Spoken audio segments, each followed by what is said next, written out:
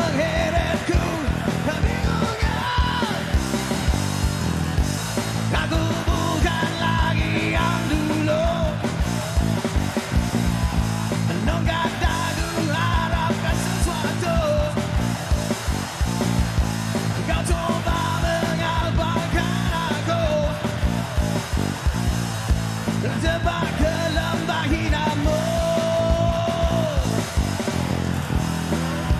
Oh, parasit, dan kau parasit pindah. Dan ku terus tersiksa. Dan kau parasit pindah. Hadirmu mengundang bencana.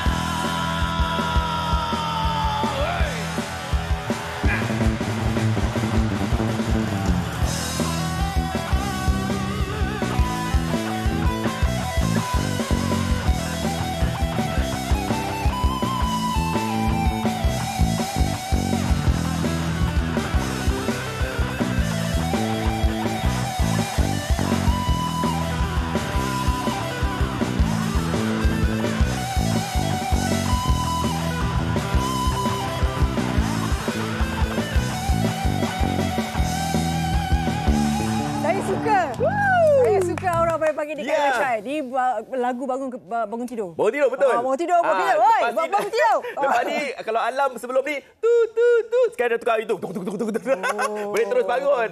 Jadi, kalau anda tengok Malaysia hari ni, dapat kata orang tu apa, memberikan anda semangat pagi ni untuk anda kata orang tu apa, memulakan pagi anda dengan lagu-lagu daripada persembahan kumpulan Black Maria. Terima kasih banyak. Suntik semangat kami pagi ni. Semangat betul. Saya duduk dekat sini rasa macam tak diam. Tak, itulah. Kan? Dia secara automatik. Kaki tu mesti nak hentak-hentak sikit. Kepala macam mana? Kepala, macam ni. Tapi abang tetap K-pop, bang. Tetap K-pop juga. Patutnya kena macam ada jaket kulit sikit kan. Tapi Fariha, dia orang heavy dia. Dia tak bersalah. Tak sebut salah. Kan tapi kakak sikit labur ni. Okey. Assalamualaikum, selamat pagi kepada anda yang tengok Malaysia hari ini. Pada hari ini, alhamdulillah tadi kita dapat saksikan persembahan daripada kumpulan Black Maria. Okey, kumpulan yang saya rasa terkenal hujung tahun 90-an dan juga di awal tahun 2000. Lagu yang paling saya ingat lagu Veto. Awak hebat. Yes, telah pun memenangi anugerah Industri Muzik Malaysia. Kumpulan baru terbaik kan masa tu. 2001 masa tu. Itu dia. Kita bawakan Black Maria hari ini di studio MHI kepada peminat-peminat Black Maria. Tolonglah saksikan mereka hari ini. Terima kasih kerana hadir demi peminat-peminat Black Maria. Terima kasih juga. Tiga tolong jemput kami kat sini. Terima kasih banyak-banyak.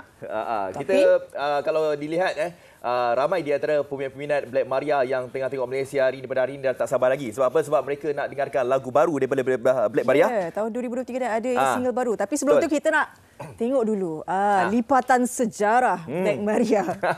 Baik, kita saksikan. Okey, jom.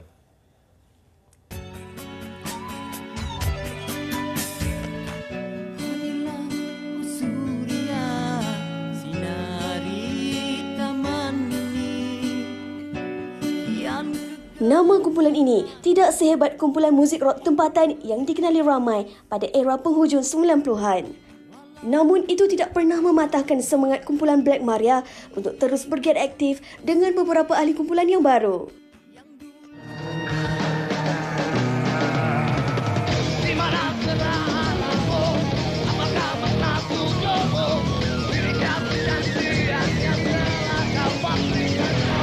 Band ini pernah melakukan persembahan pada malam berprestij Anugerah Industri Muzik AIM pada tahun 2001 dengan lagu berjudul Veto, antara lagu yang mempopularkan mereka.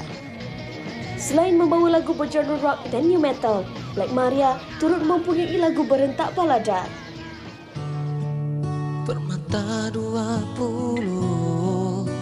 mungkin yang terakhir bergelora. Pertama 20 antara lagu mereka yang masih segar dalam ingatan peminat seni tanah air.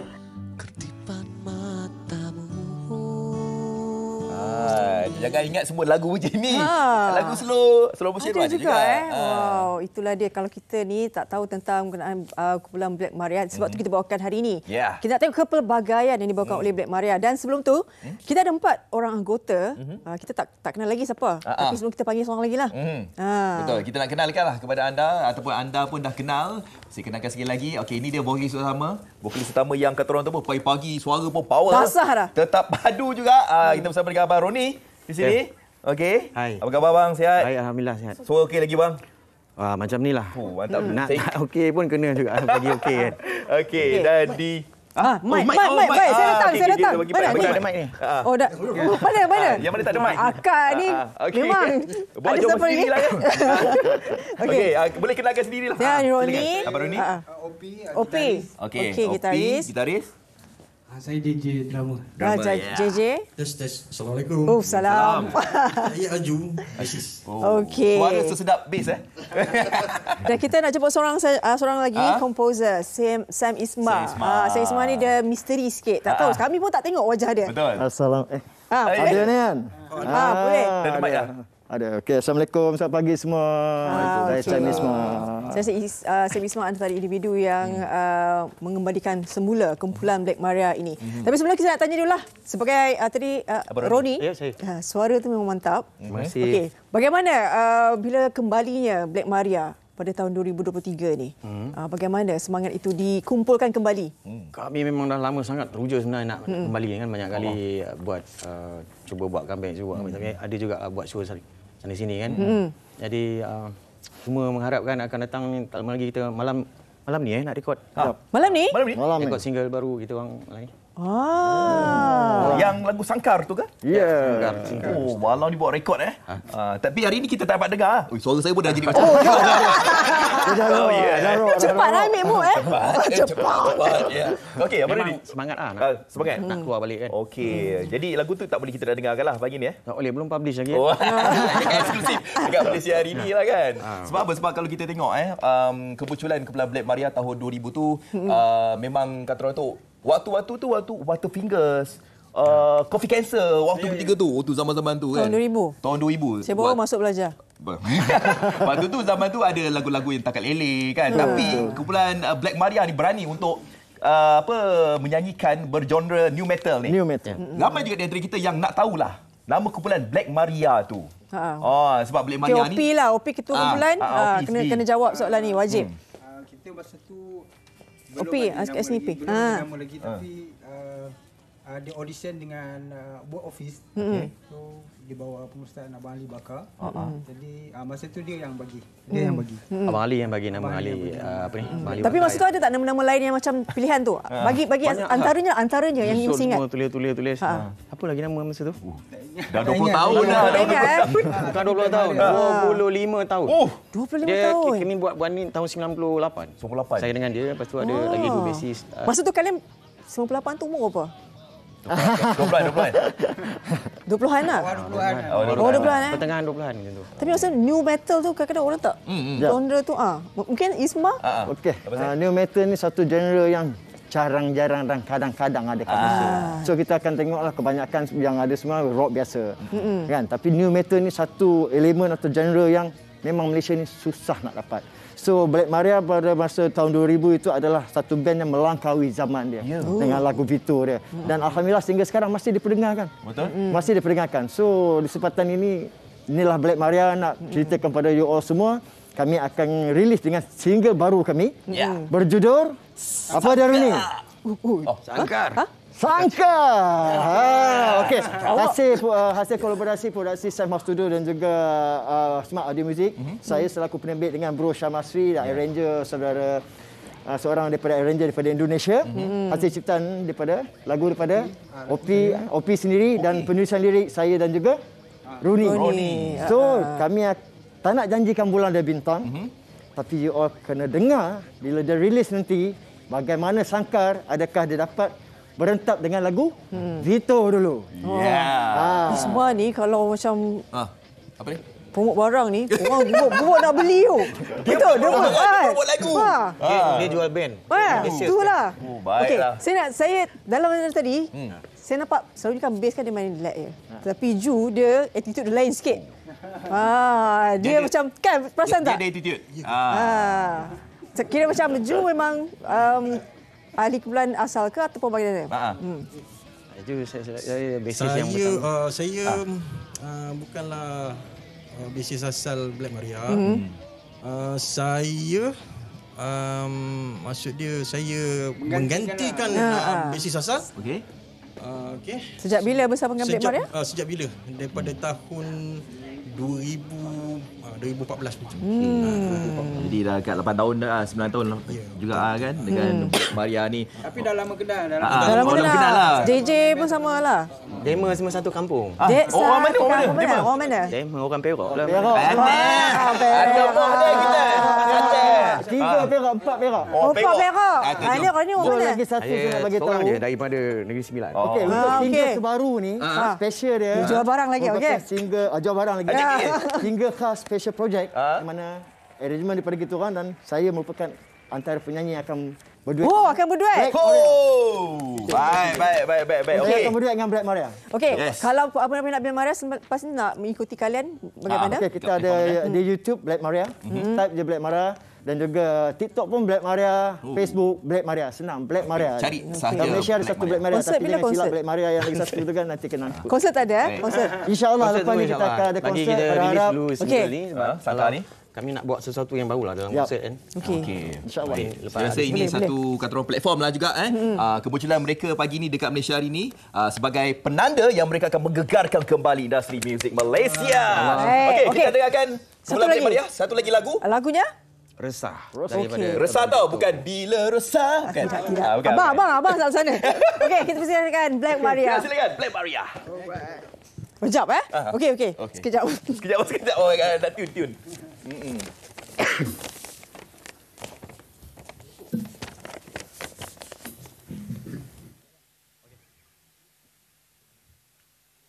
Terimalah sebuah lagu ciptaan saudara Opi dan lirik daripada saya juga berjudul Resah.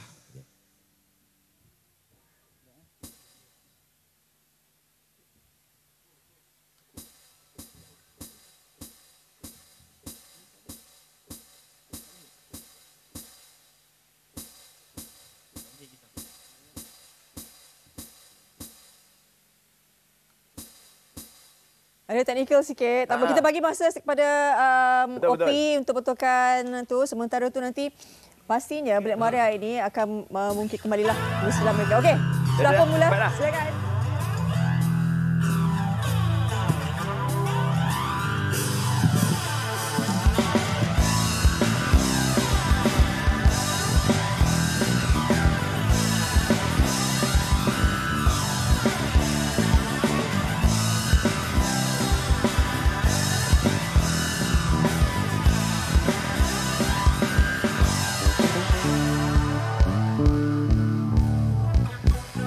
Langit menyinar mewarnakan kehidupan. Aku di sini dibuai keresahan. Bulan bersinar, sinarkan hidup ini. Menjadi misteri mengenal kehidupan.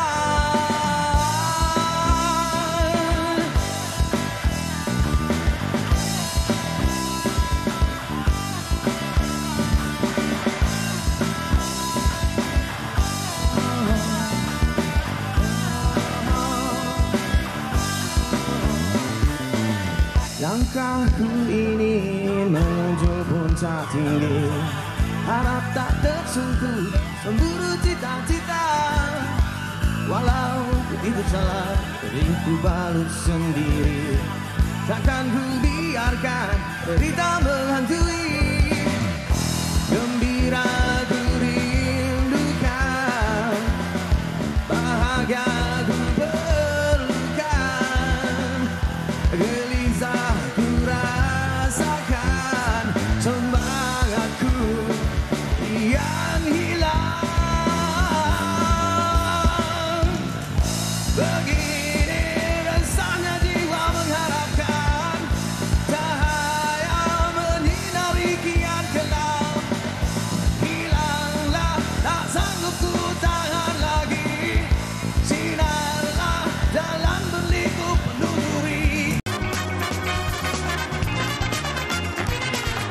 Baik, kita teruskan semangat dan juga kesegaran yang kita dapat daripada Black Maria tadi. Kita nak terus bawa kepada topik ini yang perlu kita berikan tumpuan berkenaan dengan kesihatan. Kanser kolorektal.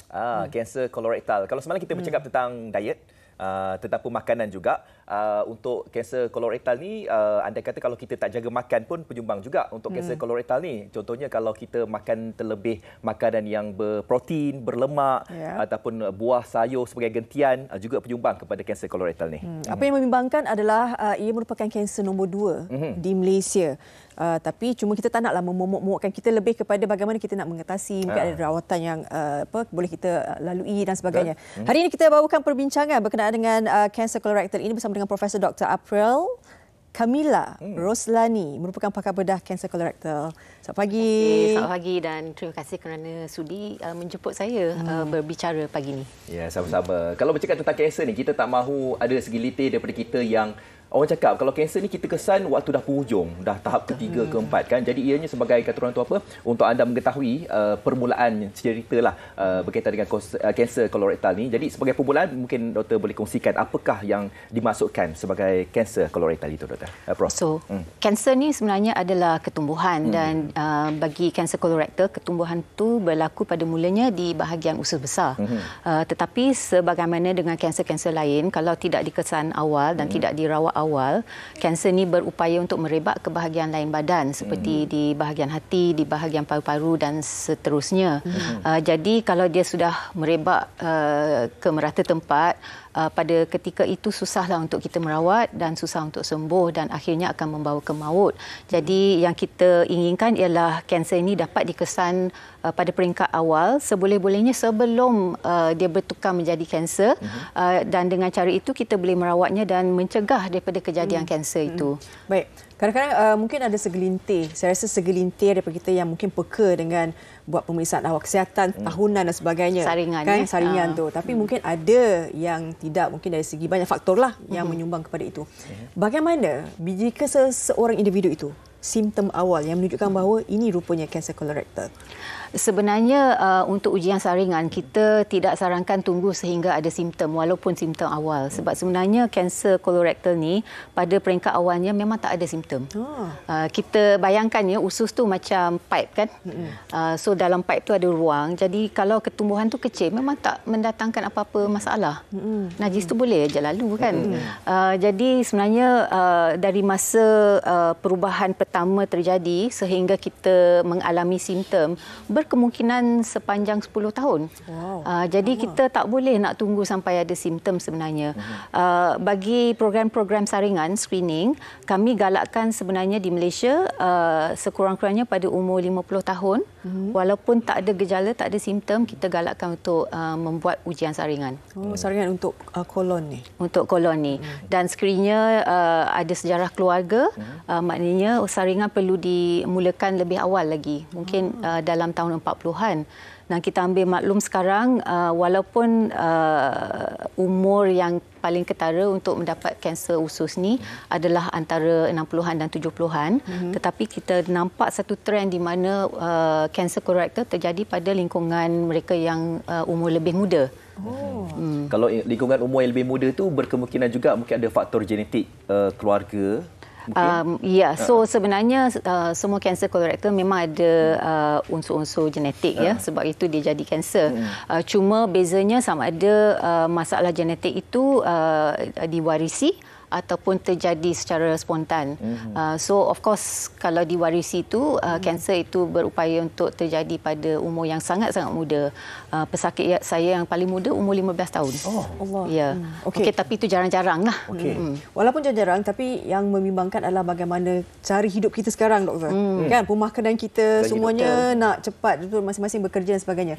Kita akan lanjutkan berkenaan dengan persoalan ini, tapi sebelum itu kita nak saksikan terlebih dahulu. Ini satu kisah berkenaan dengan bekas pesakit yang berusia 74 tahun pernah mengalami kanser ini, kemudiannya melakukan pembedahan dan masih lagi menerima rawatan susulan sehingga hari ini. Ya, antara simptomnya apabila membuang najis besar, ada darah di najis tersebut. Okey, apa kata? Jom kita saksikan. Ini je bingkisan untuk anda. Kehidupan yang dilalui pada awalnya sama seperti keluarga lain, namun dalam bahagia ada derita. Oh, memang down. Kanser kolon merupakan pembunuh senyap sekiranya tidak dirawat dengan segera. Besar kemungkinan usus perlu dipotong. The longer I cut, the better. Dr. Abdullah Muhammad Nur, 74 tahun, pernah menghidap kanser kolon pada tahun 2008. Pada ketika itu, beliau merupakan seorang pensyarah pendidikan di sebuah universiti di Brunei dan mengalami simptom yang luar biasa seperti darah yang keluar semasa membuang hadas besar. Dia cek di bawah baru dia jumpa ada kanser lah. Kanser kolon. Dia kata kolon tu bukan di bawah tetapi kolon tu nak descending. Nak turun. Masa nak turun tu kat situlah ada kanser. Lepas tu dia check kanser itu, lepas tu dia kata immediately kena operate. So dia operate immediately. Well, saya on the flight dah nak balik dah untuk cuti. Jadi air hostess pun panggil nama berkali-kali. Kawan-kawan semua cari tak jumpa lama. Tertinggal kapal terbang lah sebab kita dah report ke hospital. Takut je dah, first time kan nak buka, nak operate sebagainya tu.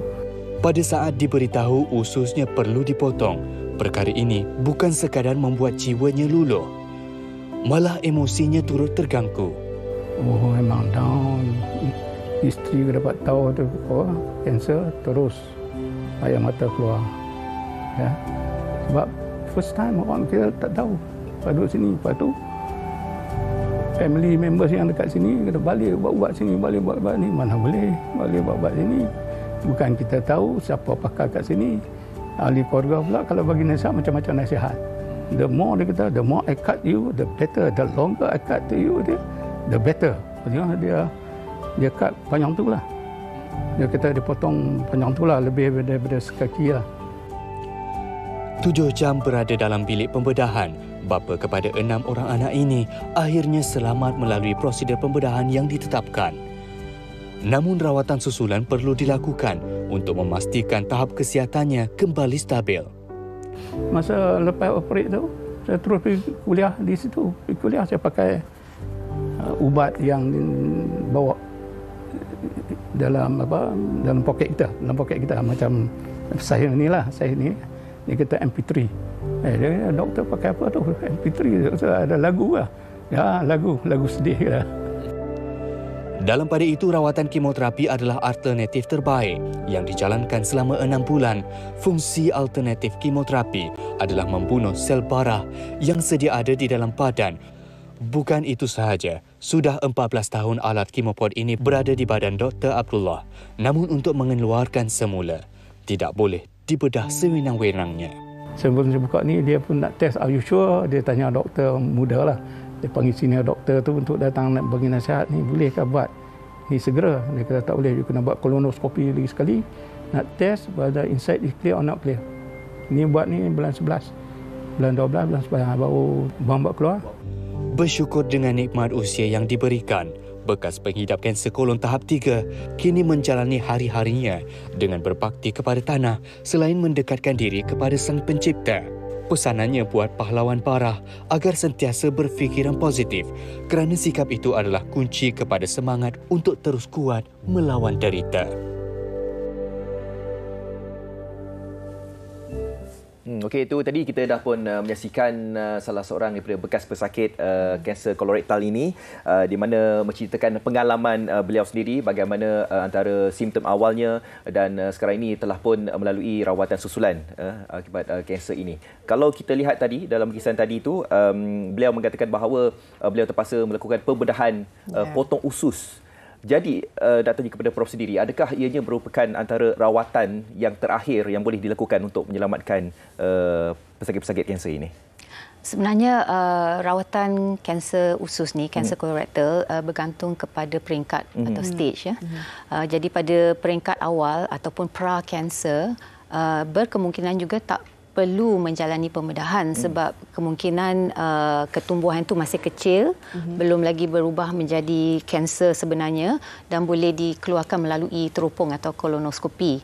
Okey, tetapi kalau sudah menjadi kanser dan pada peringkat pertama atau stage 1, kita cuma menjalani pembedahan, dan pembedahan sekarang ni kan sudah makin maju kan. Jadi kita tak selalunya perlu buat potongan yang besar. So apa yang kita lihat pada skrin sekarang ni ialah kaedah laparoskopik ataupun minimally invasive, ya, di mana kita tebuk lubang kecil-kecil dan kita boleh menggunakan alat-alat untuk memotong usus tu dan mengeluarkan usus tu melalui potongan kecil juga. Baik, berdasarkan daripada rawatan diberikan ni kan, kadang-kadang ada juga pesakit yang mungkin tak nak buat pembedahan dan sebagainya kan. Bagaimana doktor berhadapan dengan pesakit-pesakit yang sebeginilah? Ya, selalunya yang tak nak buat pembedahan ni sebab dia takut. Dia takut bahawa pembedahan tu berbahaya, dan mungkin dia pernah dengar cerita-cerita dari kawan-kawan ke keluarga ke, saudara saya buat pembedahan lepas tu tak selamat juga. Jadi sebenarnya kita tak boleh nak samakan keadaan kita sendiri dengan keadaan orang lain, dan kita tak boleh bandingkan keadaan sekarang dengan kaedah 50 tahun lalu. Jadi sekarang ni pembedahan memang selamat kalau dibuat secara terancang. Kita tak naklah tunggu sampai dah jadi kecemasan kan. Maknanya masa tu risiko lebih tinggi. Tapi kalau secara terancang memang kita boleh jalankan pembedahan tu dengan selamat. Dan sekarang ni saya dah tunjukkan tak semestinya ada pemotongan besar, kita boleh buat melalui lubang kecil. Jadi kita buat kaunseling lah macam tu. Kadang-kadang perlu lebih dari sekali buat konsultasi di klinik lah. Tapi kalau boleh tu kita tak maulah sampai ke tahap pembedahan macam ni kan, walaupun walaupun kita lihat pembedahan sekarang ni makin lama makin canggih dengan menggunakan teknologi moden dan sebagainya. Okey doktor, kita nak, kalau boleh yang mana saya sebut tadi tu, kita kalau boleh kita nak elakkanlah daripada kita ni dapat penyakit kanser ini. Apa mungkin tindakan yang boleh kita buat? Sebab ada juga yang orang cakap, kadang orang kita ni tak faham, ada orang kata macam makan pedas pun boleh menyumbang juga kepada kanser kan. Jadi mungkin doktor boleh kongsikan apa mungkin saranan? Jadi sebenarnya apa yang kita perlu amalkan ialah gaya hidup yang sihat. Okey, sebenarnya kita semua tahu ni, cuma nak susah nak apply kan. Jadi dari segi pemakanan, kita hendaklah kurangkan makanan berlemak, makanan yang banyak red meat ya, protein, yang macam wagyu beef yang banyak lemak dalam kan? Tu. Itu yang menjadi masalah, yang sebab bila kita bakar, kita akan tukarkan protein tu jadi bahan yang karsinogenik yang boleh mendatangkan kanser. Selain daripada itu, kita perlu banyakkan sirat dalam makanan gentian ya. So fruit, vegetable, buah-buahan dengan sayur-sayuran perlu banyak. Pesakit saya selalu kata, saya banyak makan, tapi sebenarnya apa yang dia makan tu tak cukup. Dalam sehari kita perlu ada lebih kurang 5 portion buah atau sayur. Jadi saya rasa kebanyakan kita tak makan sebanyak tu kan. Lepas tu tak cukup minum air, tak banyak exercise, kita duduk saja dekat office kan. Jadi gaya hidup macam ni memang tidak sihat lah, dan tidak sihat untuk usus juga. Selain daripada itu, kita tahu bahawa ada sedikit risiko yang mungkin didatangi oleh bakteria yang berada di dalam usus kita. So dalam usus kita ada pelbagai bakteria kan. Ada yang useful, yang berguna, dan ada yang berkeupayaan untuk mendatangkan mudarat lah. Tetapi selalunya yang baik itu lebih daripada yang jahat lah. Okey.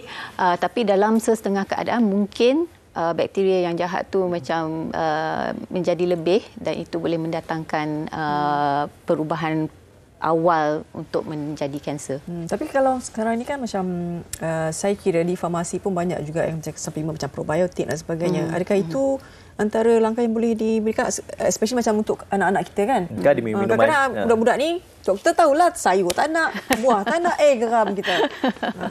So sebenarnya peranan probiotik ini cuma sebagai suplemen, dan sebenarnya kita tak galakkan kalau pemakanan kita sudah sihat, kita tak sebenarnya perlu mengambil suplemen, sebab bahan dalam probiotik tu kita boleh dapati daripada pemakanan biasa, seperti yogurt kan, ataupun benda-benda yang kita kata preserve lah, macam kimchi, yang jeruk-jeruk ni semua memang banyak probiotik sebenarnya dalam tu. Jadi kalau suka makan tu, makan je lah, tak payah beli yang mahal-mahal kan.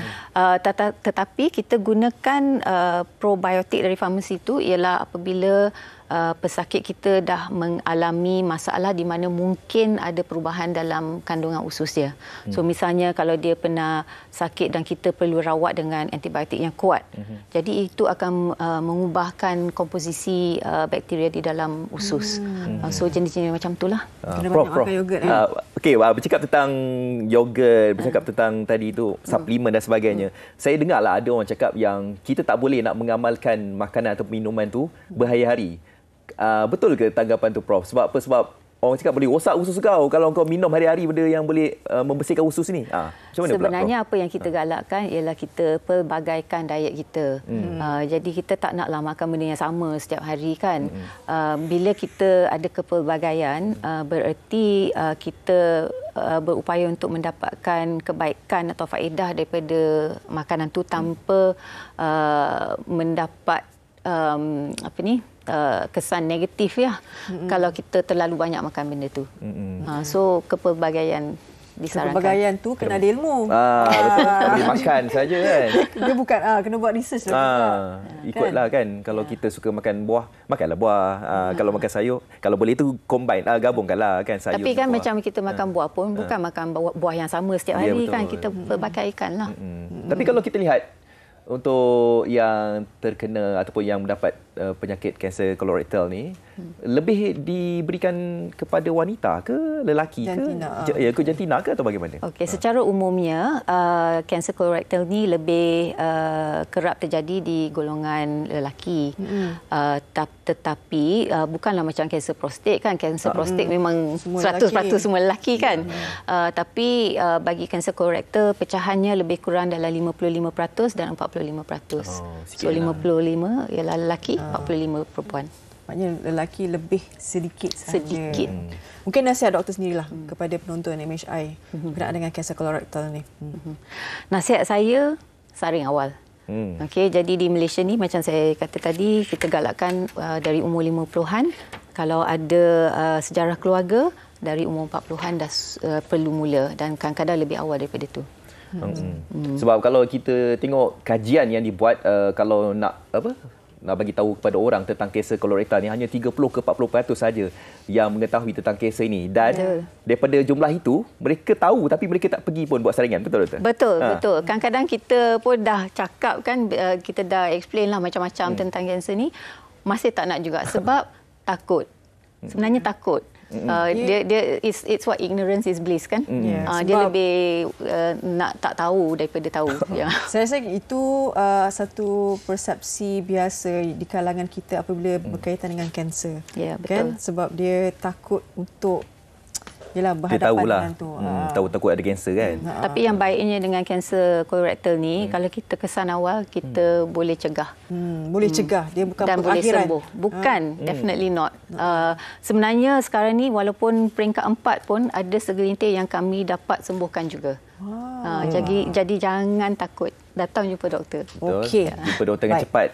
Takut nanti kalau kita dah di peringkat akhir, kos rawatan pun makin lama makin tinggi. Betul. Kaedah rawatan pun kena buat pembedahan dan sebagainya. Bukan saja pembedahan, nanti kena buat kemo lah, kena buat radioterapi lah. Macam-macam nanti kan. Baik. Saya kira itu antara perbincangan kita berkaitan dengan kanser kolorektal. Doktor pun dah berkongsi banyak juga bagaimana, tapi bukan perakhiran. Itu sebenarnya yang kita perlu ambil tahu, sebab kadang-kadang berkata kanser je, alamak. Betul. Tak ada masa depan.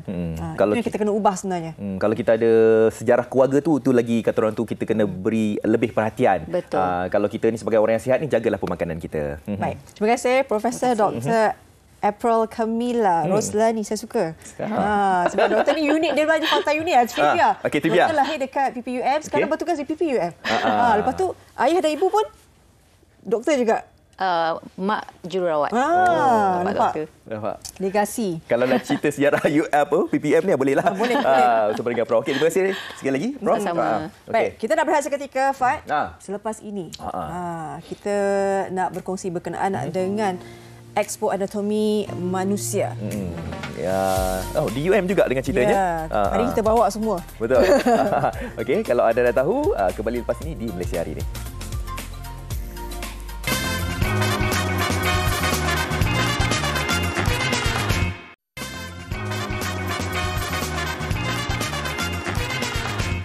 Okey, kembali lagi pastinya di Malaysia hari ini. Seperti mana yang Faria katakan tadi, kita nak menyentuh berkenaan dengan Expo Anatomi Manusia.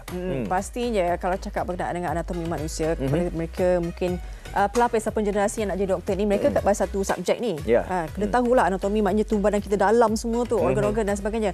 Jadi antara kaedah yang digunakan adalah menggunakan mayat manusia yang sebenarnya telah diawetkan. Betul. Jadi MHI telah pun ke Expo Anatomi Manusia di UM. Betul. Dan kita nak kongsikan, tapi sebelum tu Afad, sebelum tu kita nak beritahulah kepada anda semua, mungkin gambaran yang diberikan, visual yang ditunjukkan nanti mungkin sedikit sebanyak ada berlaku sikit menyentuh sensitiviti lah di kalangan penonton-penonton Malaysia hari ini. Tapi suka untuk kita ingatkan di sini adalah tujuan untuk perubatan pendidikan sains. Ya, proses pembelajaran. Jadi kita sama-sama saksikan Expo Anatomi Manusia. Buat julung-julung kalinya, Expo Anatomi Manusia peringkat kebangsaan pertama di Malaysia telah berlangsung di Universiti Malaya UM Kuala Lumpur. Expo yang dijalankan selama 3 hari bermula 5 Januari hingga 7 Januari 2023 itu diadakan di Makmal Anatomi Manusia, Anjuran Jabatan Anatomi Fakulti Perubatan Universiti Malaya.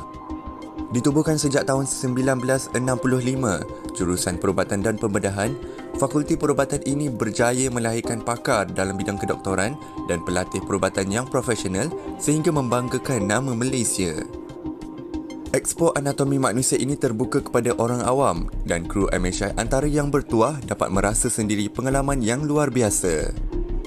Pengunjung dapat melihat organ tubuh badan sebenar yang telah diawet seperti kulit, otot, kepala, otak, tulang belakang dan janin.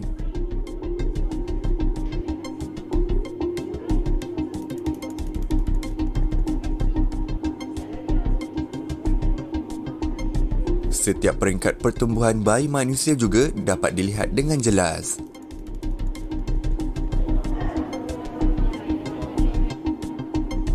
Lebih menarik lagi, terdapat sebuah bilik gelap yang menempatkan anatomi manusia yang sebenar.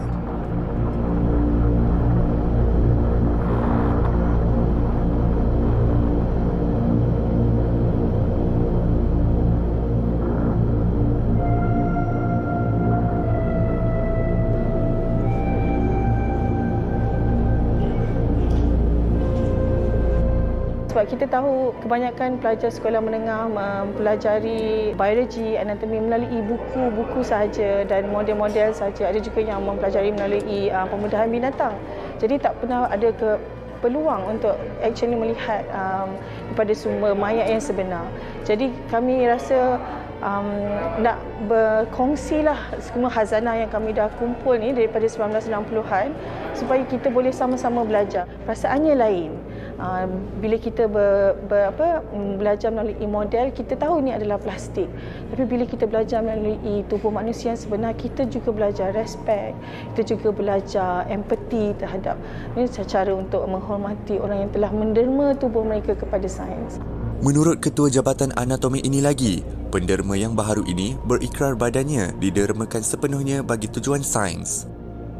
Mayatnya telah diawet sejurus selepas meninggal dunia dan kini mencecah hampir 2 tahun. Setiap anggota badan yang dibedah akan diletakkan dalam rendaman campuran larutan formalin beralkohol untuk mengekalkan bentuk asal dan tahan lebih lama. Bila dibawa ke jabatan, kita akan embalm dalam larutan formalin. So most of the time dia memang immerse lah dalam larutan formalin 10%. Untuk pengajaran dan pameran saja kita keluarkanlah. Sekiranya kita dah selesai dissection, semua struktur yang penting kita dah expose, kita nak preservekan dia for longer dan kita start dengan plastination lah. Bila plastination, the exposure to formalin dah tak ada, jadi it is safer lah to touch and to feel the organs and structures semua without any glove and mask. So memang kita cuba preservekan as long as possible. Kita tak cremate dia dalam 1-2 tahun selepas dia donate. Memang kita kalau boleh nak more than 15 years if possible. Walaupun kelihatan seperti tidak kuat dan rapuh, tetapi sebenarnya badan yang diawet ini telah mengerasa akan plastik dan boleh dipegang dengan selamat.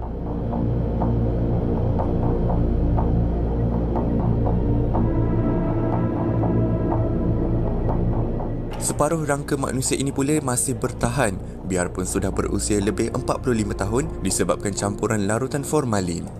Kita juga nak menyebarluaskan tentang body donation program kita sebab kita memang ada buat dissection program kepada students. Kita dissect dan students boleh observe lah yang dissected cadavers. Jadi kita kurang mendapat body yang didonate untuk tujuan ni. Jadi kita nak bagi tahu lah, mana tahu ramai di antara public yang berminat untuk donate body mereka kepada sains. Jadi inilah tujuannya. Selain daripada berkongsi apa yang kami already have, kita juga nak bagi tahulah program-program macam ni. Tahukah anda, harga setiap anggota badan boleh mencecah sehingga ratusan ribu ringgit di pasaran luar negara. Tambahan, penderma yang bukan beragama Islam sahaja yang dibolehkan untuk menderma tubuh badan mereka.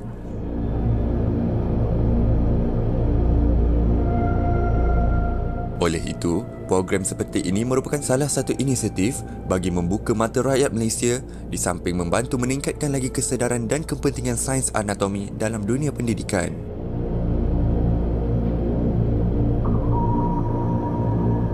Bukan sekadar untuk dilihat, tetapi diharapkan dapat menarik minat golongan muda untuk terus mendalami ilmu sains dan perubatan.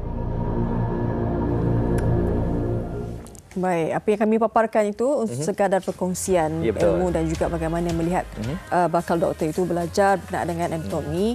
Pastinya tadi adalah visual-visual yang telah kami blurkan dan sebagainya untuk menjaga sensitiviti kita juga. Okey, betul tu. Okey. Baiklah, kita nak lihat apa yang dipaparkan di akhbar-akhbar tempatan, tapi saya lebih suka untuk kita nak ke berita sukan. Sukan, silakan.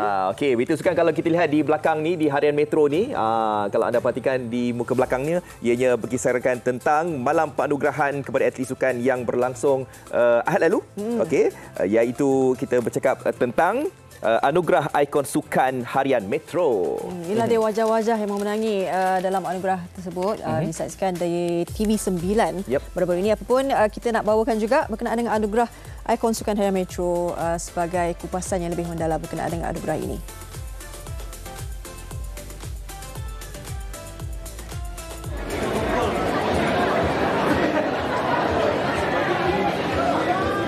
Anugerah Ikon Sukan Harian Metro telah berlangsung dengan jayanya, menghimpunkan barisan atlet-atlet sukan tanah air dalam pelbagai lapangan sukan. Bertempat di Dewan Chancellor Tun Abdul Razak Universiti Kebangsaan Malaysia Bangi, acara gemilang ini bertujuan mengiktiraf kejayaan atlet-atlet dalam kejohanan mereka di dalam negara serta peringkat antarabangsa.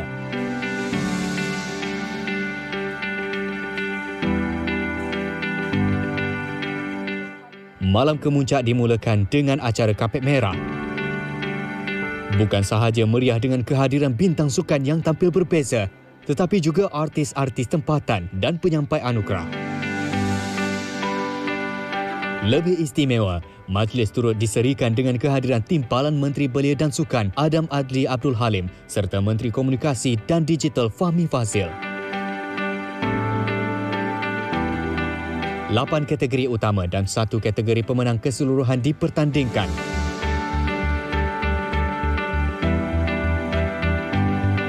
Anugerah khas juri, iaitu Anugerah Ikon Sukan Legenda, turut diberikan bagi menghargai jasa dan sumbangan bekas atlet negara.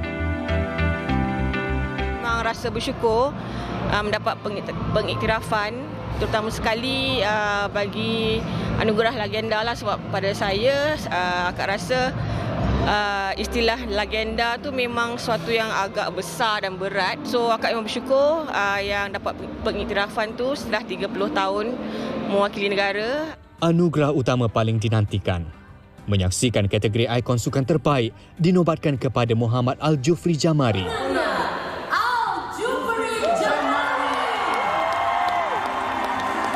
Bekas pesilat negara ini membawa pulang wang tunai bernilai RM5,000 dan langganan percuma akhbar digital harian Metro selama setahun.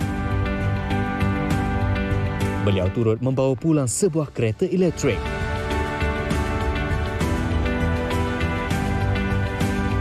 Saya sebenarnya memang tak expect untuk menang 2 anugerah ni. Dan satu anugerah tu pun saya tak expect sebab calon top 5 dalam ikon sukan lelaki Gardenia Breakthrough tu adalah bukan calon-calon atlet yang pernah pergi Olimpik pun ada. Saya ni setakat World Championship sahaja. Rezeki tak pernah salah alamat. Terima kasih kepada Allah SWT kerana rezeki malam ni diizinkan. Semoga anugerah ini akan terus menyemai budaya sukan yang sihat dan berdaya saing dalam kalangan rakyat Malaysia. Satu lagi anugerah yang cukup segar sebenarnya, kan? Kita berpulang menyaksikan atlet-atlet negara kita dengan lainlah, aura lain. Kita nampak dekat balapan Padang dan sebagainya. Tapi malam tu, wow. Jadi perlu diteruskanlah usaha sebegini. Ianya sebagai salah satu daripada lonjakan semangat juga untuk atlet-atlet muda, atlet pelapis untuk kata orang tu mengharumkan nama negara. Okey, bercakap tentang nama negara malam ini. Harimau Malaya sempat dengan perlawanan separuh akhir Piala AFF. Malaysia lawan apa? Thailand. Thailand. Saya sebut Thailand. Sensitif. Okey, jangan lupa malam ini Malaysia menentang Thailand pukul 8.30 malam, separuh akhir yang kedua.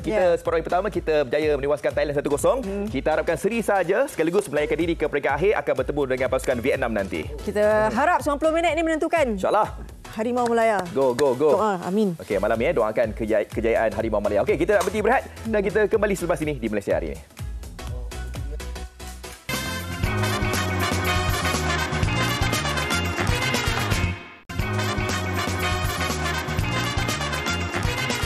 Okey, kita dalam masa-masa kecederaan Malaysia hari ini. Kita teruskan sama buang masa.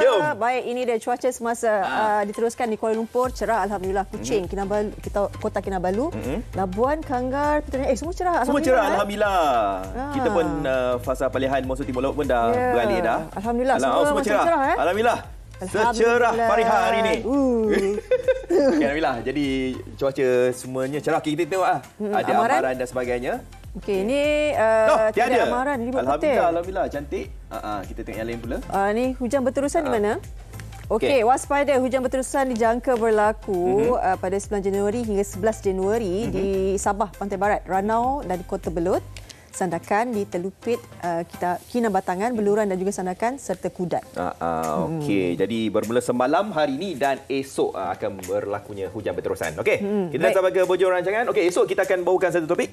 Ini berkenaan dengan hak cipta ni, hak cipta karya seni. Kadang-kadang sekarang kan dunia kan dah terlalu luas. Betul. Semuanya di hujung jari. Jadi bagaimana hak cipta ni masih lagi terpelihara ke ataupun kadang tembus juga? Betul. Satu lagi kan sekarang ni kan masing-masing dah cari konten-konten. Dimuat dekat YouTube dan sebagainya kan. Dan kita kena tahu juga ada copyright. Hak cipta ni ada dimiliki oleh orang yang tertentu. Takut-takut kita kena saman nanti susah juga. Kan? Semuanya di MHI esok, jangan lupa 9.30 pagi. Esok bersama dengan rakan kita lah. Saya cukuplah semalam hari ni. Hari esok Baik. Saya akan bersama dengan anda. Okey, jaga diri, jaga juga makanan, makan, kesihatan sebagainya. Baru tadi cakap pasal jaga makan semua. Tu. Saya semalam dah banyak makan buah. Alhamdulillah. 5 cukup 5 porsi satu hari ya. Cukup. Alhamdulillah. Tak ada cheat day. Besok pun cheat day. Okey, jumpa lagi nanti. Assalamualaikum. Bye.